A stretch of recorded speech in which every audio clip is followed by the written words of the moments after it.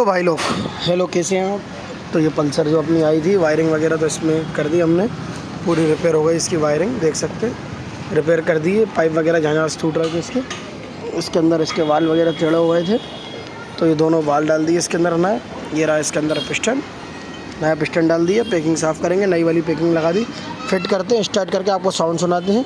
बाकी कम बजट के अंदर काम हुआ। इसका पूरा किट हम कबाड़ खाने से लाके इसके अंदर पूरा डाला है। नेक्स्ट वीडियो के अंदर मैं इसकी आपको प्राइस बताऊँगा।